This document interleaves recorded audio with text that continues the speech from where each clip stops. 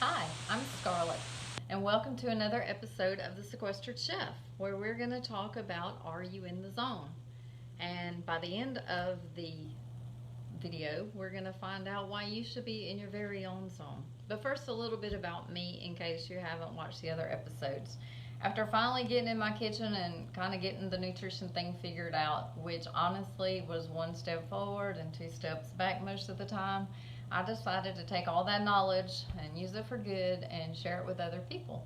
So a couple of years ago, I started a company called Fitter by Far, and I teach basic nutrition principles and meal prepping. Most importantly, I try to demystify all the confusing information out in the world about what you are eating and what you should be eating. I find it so ironic that on the fitness journey, 80% is nutrition and 20% is working out. But it seems like 90% of the people on that journey are completely confused. And there is a quote that I heard earlier this year that pretty much sums up my goals for Fitter by Far. The question is not if you're going to die, it's how well you are going to live in the time that you have left. And so that's what I try to pass on to other people, making healthier choices, maybe just a little at a time, not trying to change a huge amount of their lifestyle all at once, but just taking baby steps to get to that ultimate goal of having quality time in the time that you have left. So besides an affinity for being in the kitchen, I am an ACE group fitness instructor and soon to be an ACE fitness nutrition specialist. I'm also an SCW active aging movement coach, and I have certifications in active aging nutrition and nutrition, hormones, and metabolism. I currently teach at the Wellness Center and at Mercer University. So back to today's topic, zones. And those are actually the blue zones around the world where a handful of people have lived to be over 100. And not only are they over 100, but they are living well as centenarians. So as we start contemplating about our community opening back up, this is a good time for us to talk about what we're going to do for ourselves nutritionally. Are we going to flock to restaurants when they open and get the steak that's the size of a plate and the giant loaded baked potato that goes with it, and then have the lava cake for dessert? Or are we going to take note of what we've learned the last couple of months about how precious our health is and move forward with a plan to control what we've been putting in our body? So we're going to take a look at the 5 blue zones, and you can decide for yourself what you want to do. So back in the 70s, National Geographic wrote an article about regions around the world where people seem to be living incredibly long. And so they wanted to set out to find out how this was happening and if they could find some common denominators. And in 2000, a project started which ultimately became the Blue Zones. There were several regions, but 5 of them became officially part of the Blue Zones. And a guy named David Buettner has written several books about them, and his latest book is called The Blue Zones Kitchen, 100 Recipes to Live to be 100. And so I'm going to share a few of those with you today. I also have created a Pinterest board under Fitter by Far that's called the Sequestered Chef, the Blue Zones. So that has quite a few resources in there for you, including some recipes, and one of the recipes for sure is on the Pinterest page. There's also information in there about the book if you want to purchase it. And I want to stop right here and say, anytime I buy a recipe book, of course they're healthy recipe books, but I tend to buy them on Kindle. That way when I'm in the grocery store, I'm on the way home and I'm like, oh man, I need to go to the store, but what should I make? I've got all my recipes that I like right there in my phone, and I can just either sit in the car and make a list before I go in, or I can just snap a photo of it from the Kindle page, and then I've got my ingredient list. So I think I have about 4 of my favorite recipe books that I have handy just like that. Another option is to put Pinterest on your phone, so you can search a recipe on Pinterest and get the ingredient list so that you don't come home or go through a fast food restaurant and then say, I'll go do it later. So anyway, let's talk about recipes from each of the blue zones and what kind of foods these centenarians are eating. And I assume and maybe you did too, that they must be eating really weird stuff or hard to make stuff or hard to find stuff, and it's just going to be a waste of time for me to take a look at this. But I was wrong on all counts. These people, by and large, just live simply and they eat simply as well. So besides what they eat, the researchers found that there are some other common denominators to all the people in the blue zone that are living so long. And they put together a list that they call the Power of Nine. Two of those are food related. One of them is, I think we can all relate to, is the 80% rule. So they eat to 80% of fullness, which means no one in the blue zones wears stretchy pants. They don't even own stretchy pants. And one way that you can accomplish this is by slowing down. As a society, we eat very fast. I'm guilty of it. I'm usually running 90 to nothing. I don't have very long for lunch at work. So I just wolf it all down and get on to the next thing. And I'm trying really hard not to do that anymore, especially after reading about this. But if you slow down and take your time, one, if you're with family, you're increasing your social activity time with them and bonding with your family. And you're giving your brain and your stomach time to talk to each other and let you know, hey, I'm kind of full. You don't need seconds, or you don't need dessert or a second dessert. So the second power that relates to food is called a plant slant, or having a plant-based diet. The people in the blue zones don't eat a lot of meat. When they do eat red meat, it's usually for some kind of celebration. It's not, and the weekend is not a celebration. It's a real celebration. They do eat. Some of the blue zones eat fish a couple of times a week, but it's just a very modest portion, maybe 3 ounces. They eat about 3 eggs a week, not 3 eggs a day, but 3 eggs a week. And if they don't have dairy from cows, but if they do have a dairy product, it's from sheep or goats. So that's a lot simpler than what we eat here. So we're going to start our tour of the 5 blue zones. The first one is going to be in Sardinia, Italy. And I actually picked 2 recipes for this one because the second one that I talk about, I just didn't want to forget to talk about leafy greens. So the first one is a veggie, I think it's called cassola. And so it is kind of a stew, when I Googled what that word meant, it meant stew. But this one isn't so much a stew, it's just roasted vegetables. And so I want to show you this. These are all the ingredients that go into this recipe. There's eggplant, bell pepper, onion, carrots, zucchini, a second bell pepper, and what I'm so proud of is all of these. There's some bay leaves, and then there's 4 other kind of herbs, which I'm going to turn this around for you to see. And all of those came from my deck garden. So I have a small deck, but I put some containers out there, and I have about 6 or 7 kind of herbs growing and lettuce. So you can do this. You can grow a few little healthy things all on your own. But what I like about that plate is how colorful it was. There was so many different colors of fruits and vegetables, and of vegetables.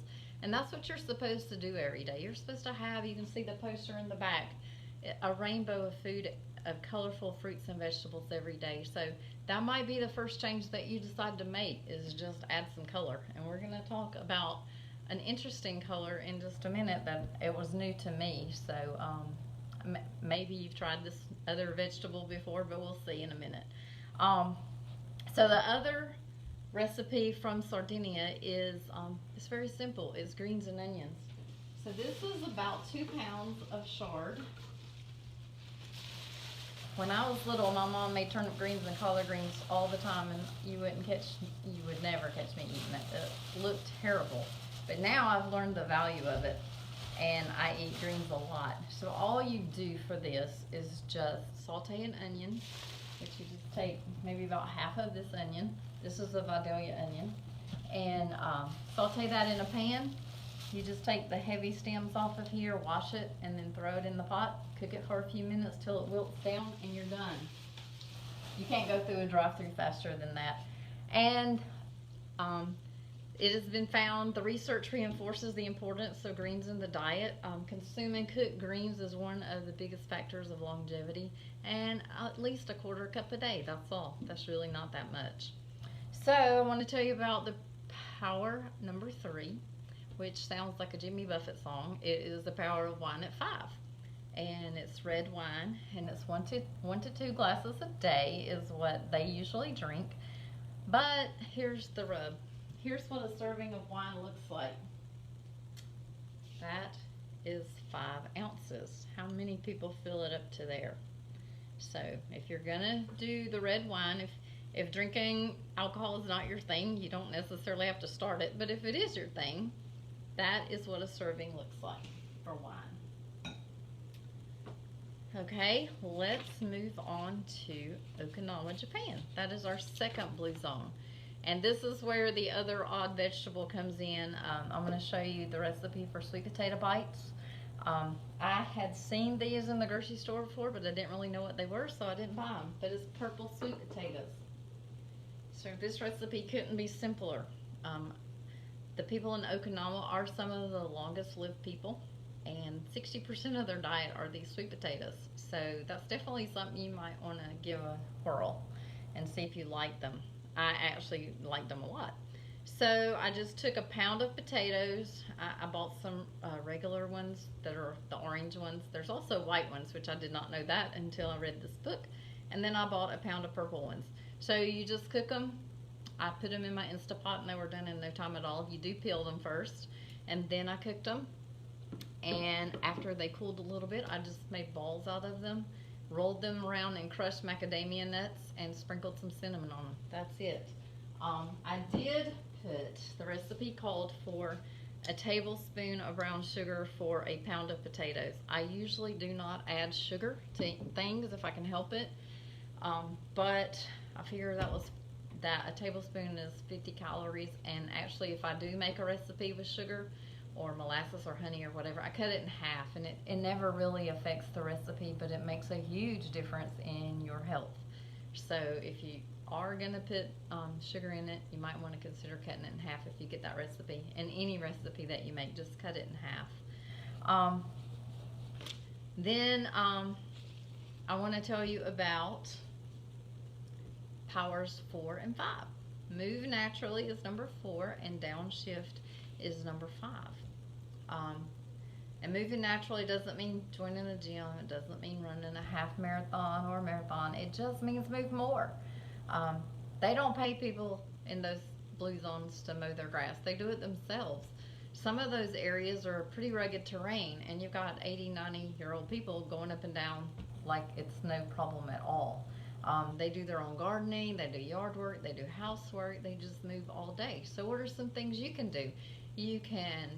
You've always heard this, you can park your car farther away across the parking lot and walk farther. You can take the stairs instead of the elevator. If you don't live too far from shopping, you can just walk to that. And just take your family on a walk. If you have a dog, take them on a longer walk than they're used to. During coronavirus quarantine, my poor little 10-pound dachshund has walked more in the last 2 months than she probably has a year, and I think she's ready for me to go back to work. And the number 5 was downshift. So people in the blue zones have stress just like we do. I mean, everybody has stress. They've just figured out a way to minimize it. They do that by practicing gratitude, talking to their ancestors, praying, taking naps, or even having their happy hour with their friends and just chilling out. So the next place that we're going to go is on this side of the world. It's Nicoya, Costa Rica, and we are going to look at what goes into their creamy butternut soup recipe. But in Costa Rica, there's a 3 times better chance that the men there will live healthily into their 90s than there is for men in the U.S. to do that. I do want to tell you one thing. First of all, isn't that so pretty? All the colors in that is just beautiful. Okay, this is a cut up butternut squash. Butternut squashes that are not cut up are scary. They're very hard to cut for me, and I have just about cut arms and legs off doing it. So splurge if you can and get them already cut up. Sometimes they come in tall plastic containers, and lately I've been finding it this way at Kroger. So the only other thing that really goes in there is an onion, and this is cilantro. This did not come out of my deck because for some reason I can't seem to grow cilantro. And then some small red bell peppers. The only other thing is vegetable broth, and I tried to find as low a sodium as I could. You can find that. You just have to look for it. So that's all there is to the butternut squash. Again, very simple, nothing fancy. It won't take that long to make. And butternut squash soup is delicious. So let's talk about two more of the powers. Number 6 is put your loved ones first, and number 7 is find the right tribe. So generations in the blue zones often live together for multiple generations. If they don't live in the same house, they at least live close on the same property. But it's not like you're thinking here, which traditionally is a sandwich generation, where the husband or the wife, generally the wife, is trying to take care of the kids, trying to do everything in the house, maybe has a job, and then has to go care for her elderly, frail parents, or his parents, or even the next generation above that, stopping by the nursing home after work every day, running and going to the hospital all the time. It's not like that in the blue zones, because the centenarians and the 70, 80, 90-year-olds, they're healthy. They don't stop. They just keep going. They don't sit in a chair and retire and do nothing. They help with the children. They help with the gardening, scaling up and down the rough terrain if that's where they live. So it's a totally different mindset than we have here for the most part. The right tribe is talking about a social circle. So in the blue zones, they found that most of them had social circles that maybe started when they were 4 or 5 years old, and now they're in their 80s and 90s, and they still hang out with the same group of people. They eat with them on a regular basis. They visit with them, check on each other. It's kind of like accountability groups maybe that here, and research has shown that who you hang out with is very important. So if your group that you hang out with is mostly smokers, there's a good chance you're going to be a smoker. If the people that you hang out with are overweight, you're probably going to be overweight. And when I was doing some research for this, I found a statistic that seems almost insane just because of the number. But if your 3 best friends are obese, then there's a 150% chance you're also going to be obese. So that's very discouraging on the one hand, but maybe you're going to be the one that makes the change. Maybe you can get your social circle to start making some healthier changes and incorporating some of these powers. Maybe get together and cook some of these recipes, and you can turn that around. So our next stop is going to be Ikaria, Greece.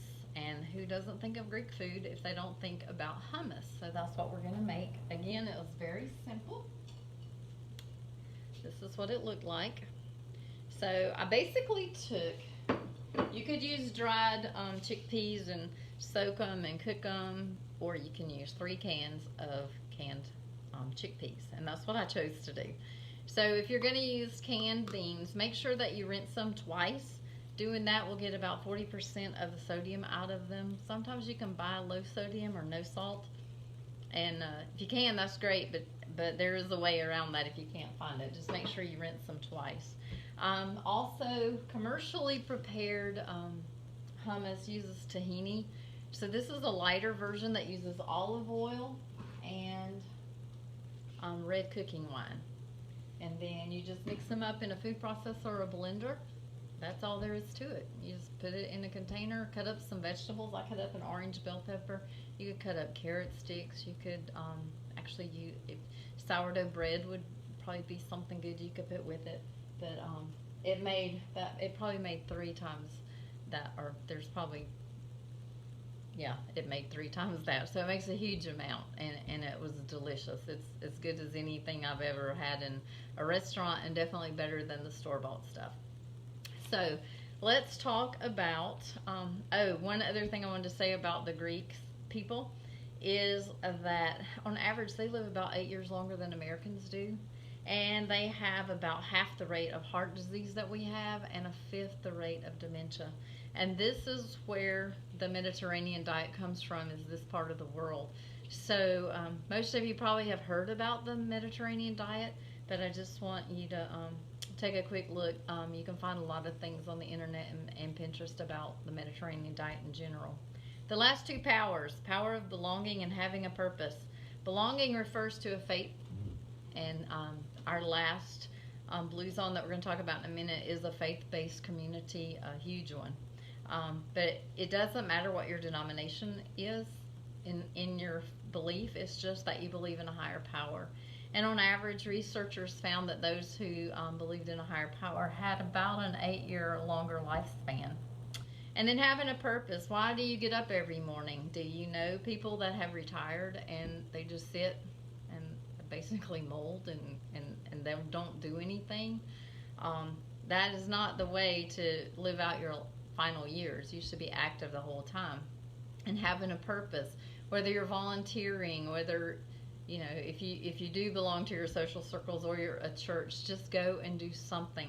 I have a brother that retired 3 times. The first 2 times he retired from work and he didn't like that lifestyle and he was bored and he went back to work. The 3rd time was the charm because he retired to something. He moved to a wonderful part of the country where there were tons of activities and he stays busy all the time and he just loves retirement now. So you definitely don't want to just fade away. You want to have a purpose that will keep you going all through until you're 100 years old. So I'm so happy to talk about this last one because it's in the United States, finally. It's the only one in the United States. And it's in Loma Linda, California. And I chose a breakfast option for this. It's just a very easy smoothie. They are a community of Seventh-day Adventists, and so that is the huge faith-based community, but it's not the only one. All the Blue Zones have that. They live about a decade longer than the average Americans, and they have a fraction of heart disease, cancers, and diabetes in that community. So I want to show you real quick. This is just a frozen half a banana and some peaches, and non-dairy, because I told you that they don't drink a lot of cow's milk in these zones. Non-dairy, this one's coconut milk yogurt. It's a cup of yogurt. Half a cup of unsweetened almond milk. And magic, chia seeds. I put chia seeds in everything that I can. They are just so, overall, just a great health benefit. I even mix it in my peanut butter when I make PB&J sandwiches, and now I can't eat it any other way. So you just blend all that up and makes a great breakfast smoothie.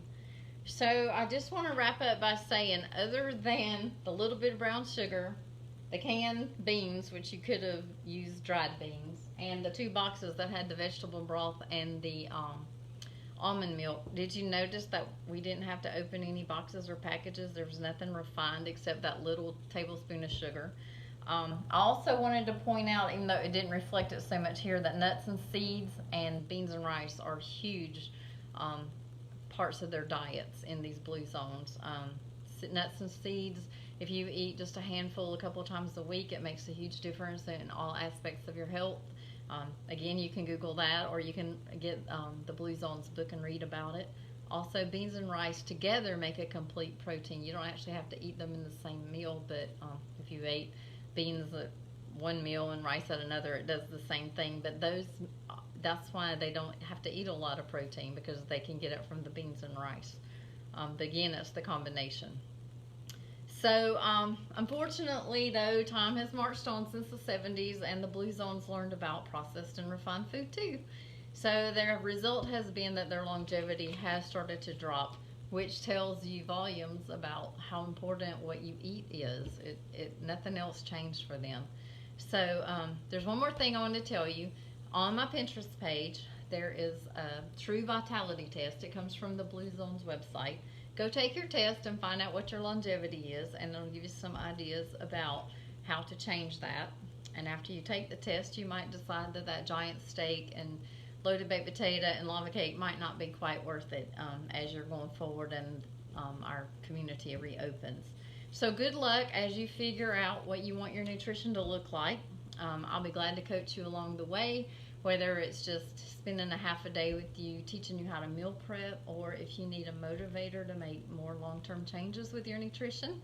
My contact information is down in the show notes, so just call me. I'll be glad to help you. I hope you have a great rest of the day. Bye.